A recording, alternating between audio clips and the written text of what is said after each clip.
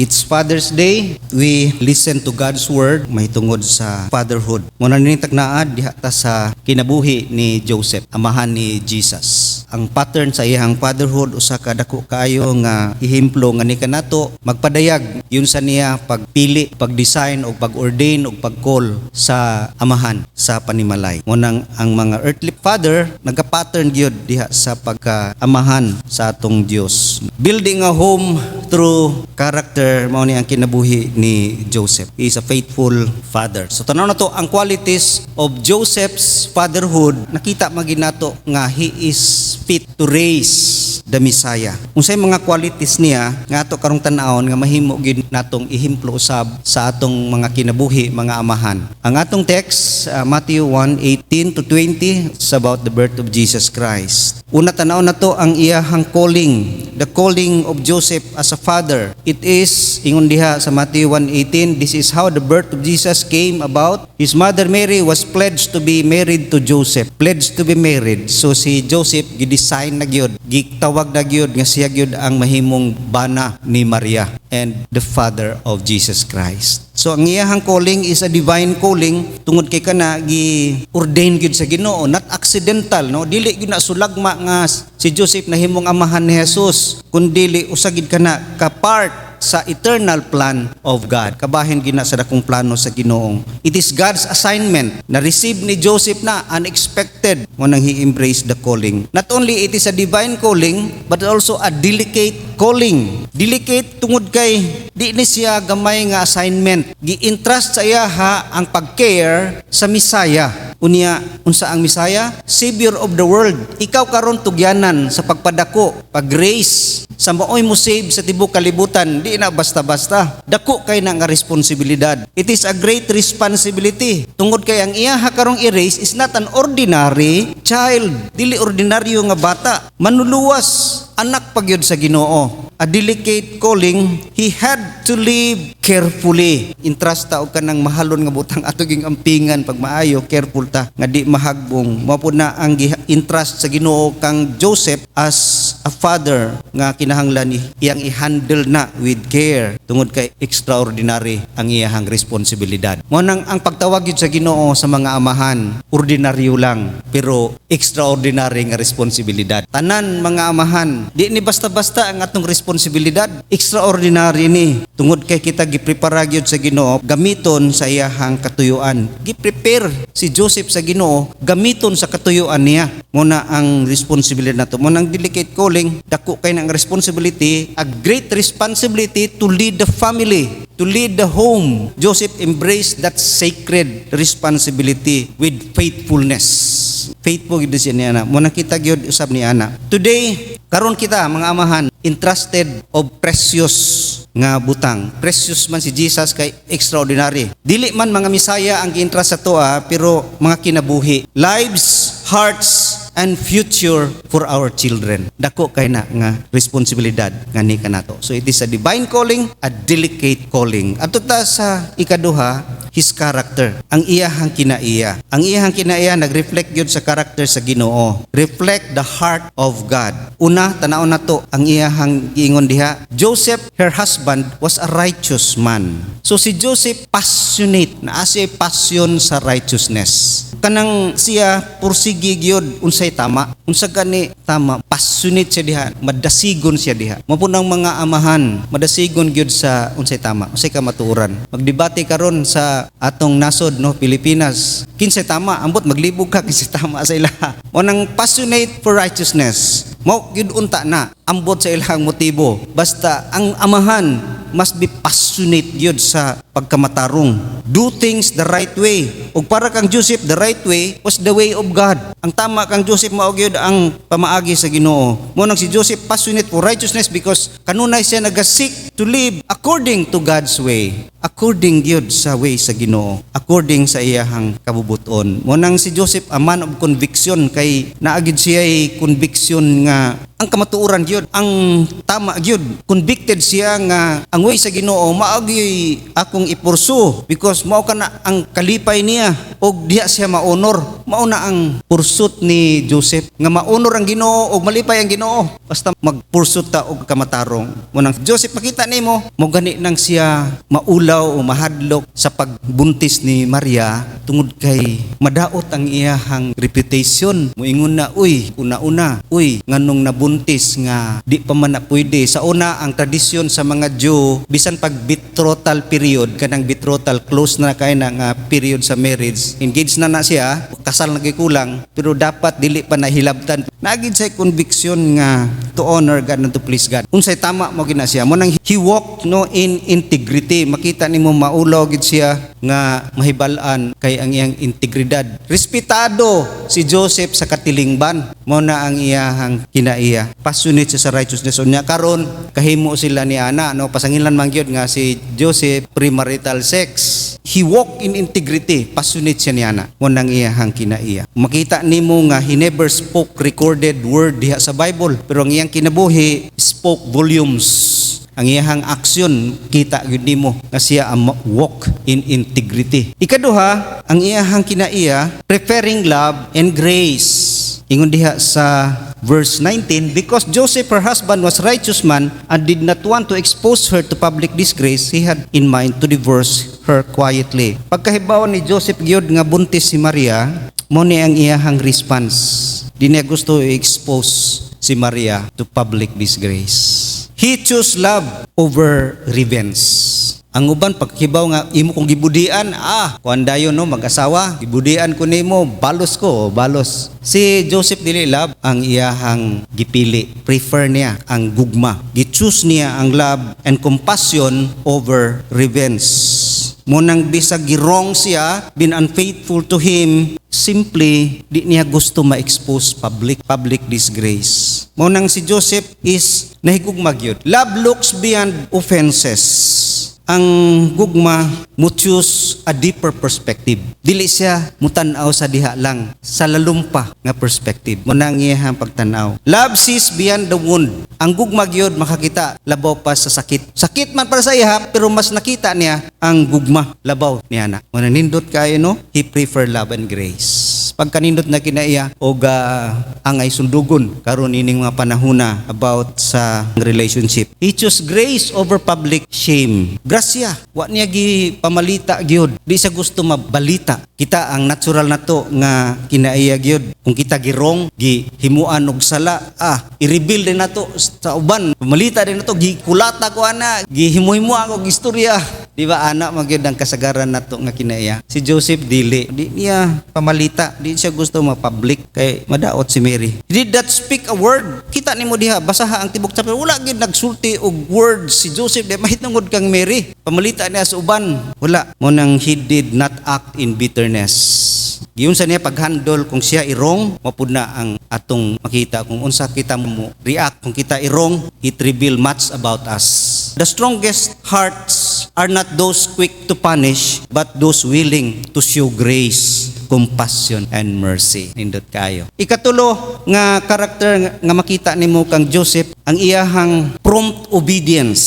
Muobey gyud si Joseph. Unya unsa pag-obey? Prompt, immediate. Way langay-langay. Mo tumandayn siya. Ingon diha, when Joseph woke up, he did what the angel of the Lord had commanded him and took Mary home at his wife. Immediate, without delay, tumandayn siya. Munang ang obedience mas mailhan gyud kung abtik dayon mo obey no di maglangay-langay sa way pagduha-duha na. Ni tuman gid siya nga way pagduha-duha. Unsay giingon sa Ginoo? Pag humangkod niya kahibaw ni sulti ang Ginoo sa iya mahitungod sa plano niya. Plano niya kang Mary o kining bata nga si Jesus. Dream na niya. So, ang iya nga gikuman siya sa Ginoo nga took Mary home. Asawa siya bisag ayaw i-divorce. Muna ang gipadayag sa Ginoo siya. Ayaw i-divorce. Asawa siya. Take Mary home as your wife. Tumana na. Pagkasali siya. O di iyang gidala si Mary sa iyang balay. Tuman gid siya unsay giingon sa Ginoo. Matinumanon gyud ni si Joseph muna sa mga amahan o sa kadako kayo nga kinaiya kini pagkamatinumanon. Matinumanon gyud si Joseph bisan pagani sa gobyerno kay makita nato diha sa instruction sa gobyerno nga, iparehistro mo adto mo sa lugar asa mo na tao, parehistro. Abti kay si Joseph, adto din sila sa Jerusalem, parehistro dayon. Dito gani ang anak si Mary sa pasungan kay niadto gid sila sa Bethlehem. Ubay siya unsay balhaod sa gobyerno. Ni ubay siya nga ingon diha asawaha si Mary. Ni ubay siya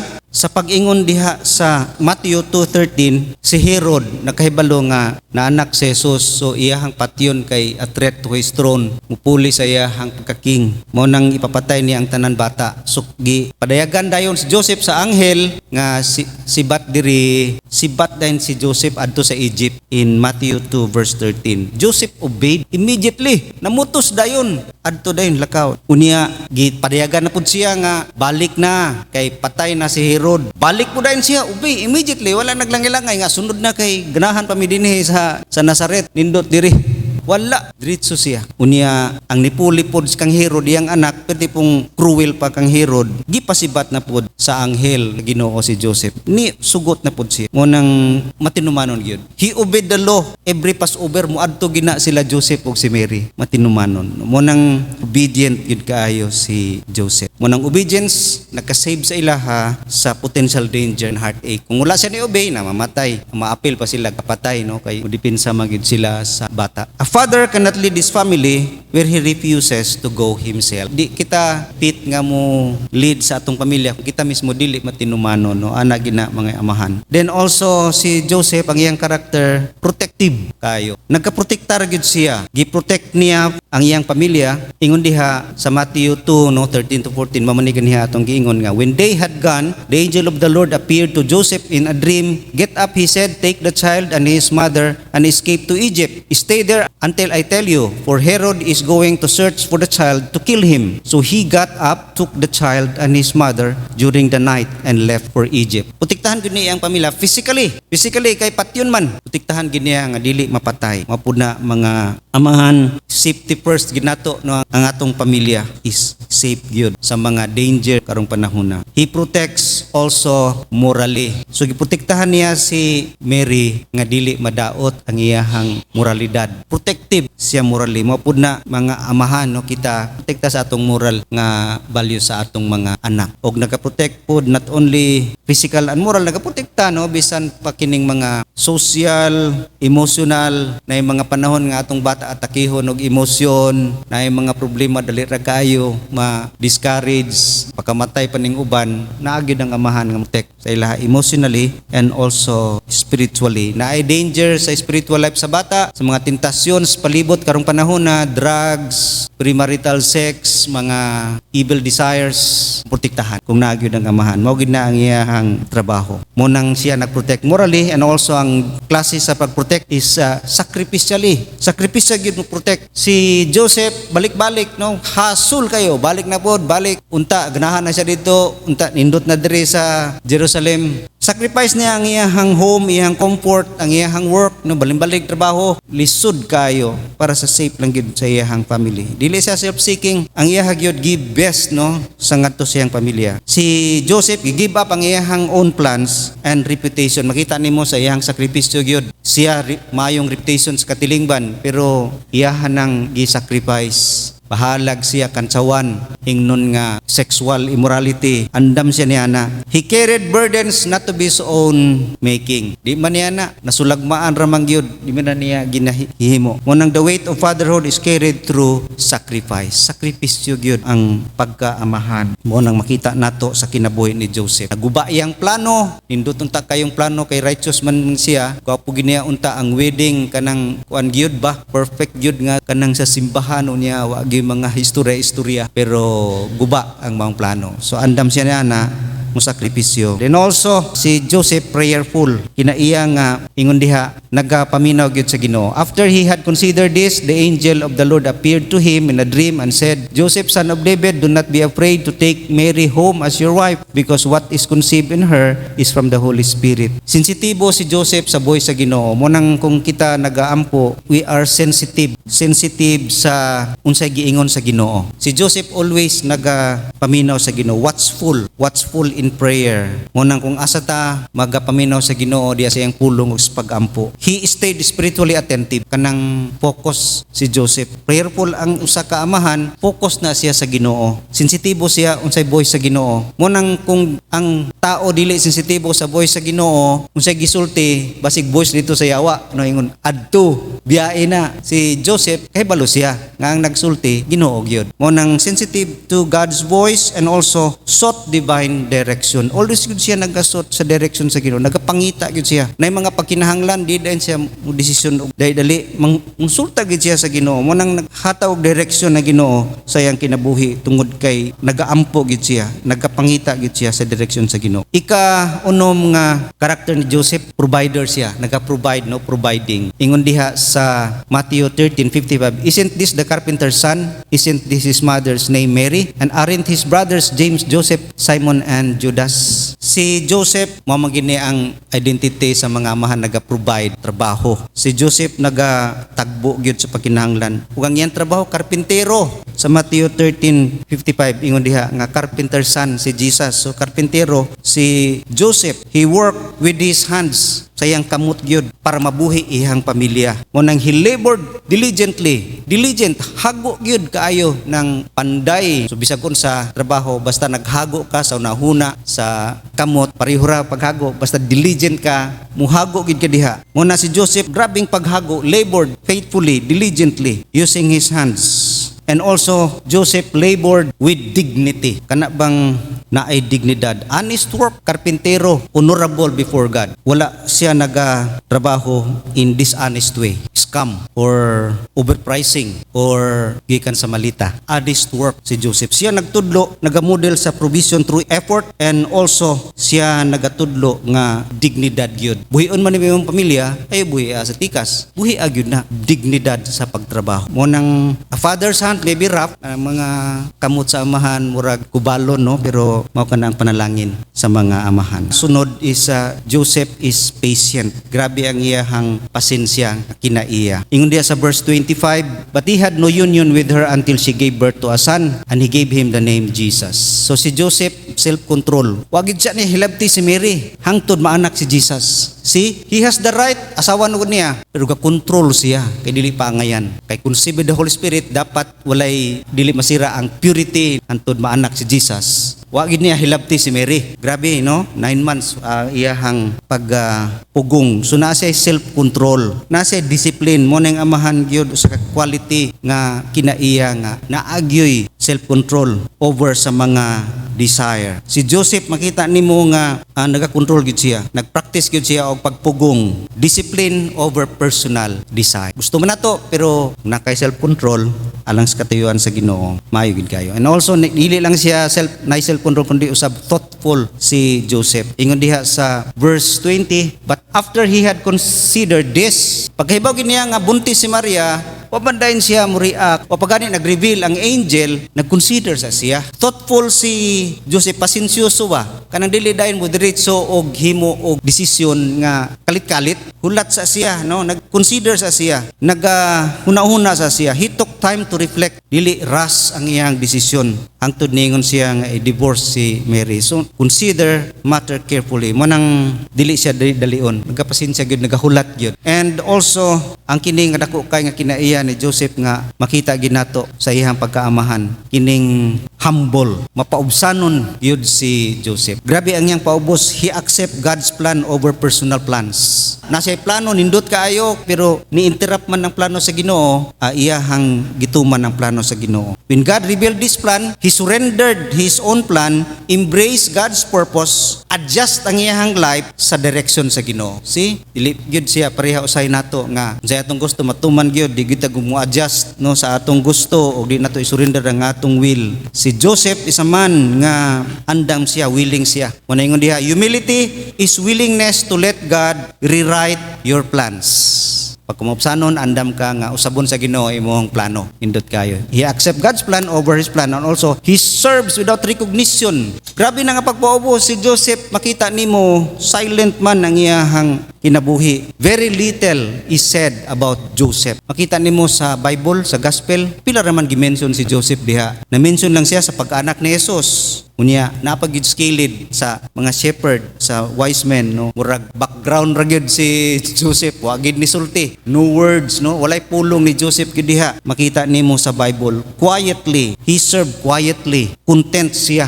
nga dili ma-recognize, dili ma-notice. Ang mga amahan ban gusto gyud ma-known, no? Nga sila unique, nga sila maayo nga amahan, kanang ma-notice sa mga tao or daygon sa mga tao sa ilang pagkamaayo nga amahan. Pero si Joseph, he served quietly, content with God's assignment. Kontento nun siya unsay gihatag sa Ginoo sa iyang assignment, without applause of men, without public recognition. Si Joseph nag-grace sa Messiah pero remain in the background. Dako kayo nga buluhaton. Dapat siya masikat pag maayo sa Bible, pero he remained at the background. Una ang nindot na kinaya sa mga amahan. Wala nagalantaw o recognition. Remain unnoticed. Mas nindot gining di ta man notice. Muna yung dako nga panalangin sa kinabuhi ka na di ta man notice. No, pareha sa life ni Joseph. Pero dako kay nabuhat sa kinabuhi o sa istorya sa Biblia about redemption. He was content to serve in the shadows. Nindot ni nga kinaiya nga kontento mo serve nga kanang in a shadow lang ba, no? Background lang. His ministry is silent but significant.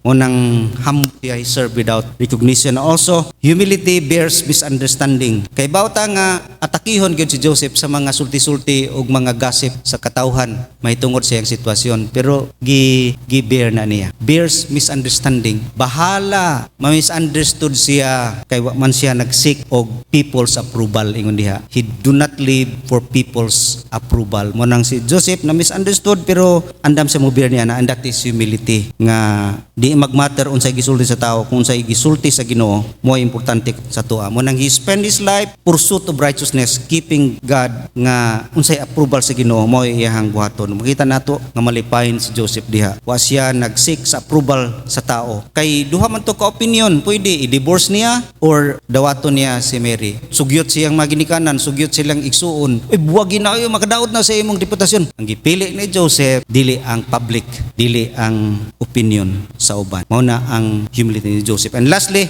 si Joseph, ang iyahang pinakadako is how he trusts the Lord. Joseph trusts God at all times. Bisag sa mga confusion, wa sa kasabot, sa mga unfairness para sa iya, unfair man ni Ginoo, matinudanon ko, righteous ko, pero nganong tugutan man nimo ni mahitabo, God is not fair. Taliwala niya na siya nagsalig ra gyud sa Ginoo. Nagsalig siya ug nagtuo siya nga God's will is the best. Nga ang kabubuton sa Ginoo the best gyud. Kay iya man ni kabubuton, Romans 8:28, siya nisalig ni nga, and we know that in all things God works for the good of those who love Him, who have been called according to His purpose. Na purpose ang Ginoo, gitawag si Joseph, iyang gisandig tanan sa Ginoo. Bisa kun sa mahitabo, unsay mahitabo sa unahan, sa future, unsay iyahang dangatan, reputation maguba, nagtrust siya sa Ginoo. Trust God at all times. He trusted unsa mahimuon sa mga tao sa iyaha. He believed siya nagatuo gyud diha sa Ginoo. Bisag sa mga uncertainties sa atong pagkinabuhi, pamilya, finances, future, pero ang faith gyud ang mag-rebel sa mga amahan. Mo nang si Joseph, di gyud siya basta-basta, kay ang iyaha nisalig ra gyud sa Ginoo. Mo nang kuyaw kaayo nga tao kanang moingon lang isalig ra ko sa Ginoo nga all things work together for good. Di mo kasabot, kansi man ko, basta nisalig ra ko sa Ginoo. Mo ni ang kinabuhi ni Joseph. Ug makita nato the blessing of Joseph sa iyang kinabuhi, nahimo siyang part sa redemption story, sa kaluwasan. Nung kay part si Joseph sa dako nga plano sa Ginoo. As we look at the life of Joseph, ma-remind ka nato sa fatherhood nga it's more than provision, providing food diya sa table o pag-carry sa name, apelido. Kundi fatherhood is a sacred calling from God and a great responsibility to lead the home by reflecting the character of God. Fathers, like Joseph, will you be the kind of man God can trust with His purpose in your home? Muna na ko nga challenge kanato mga amahan. There's no greater accomplishment in life than to be the spiritual leader in our household. Talay ko ng Ginoo sa iyahang mga pulo.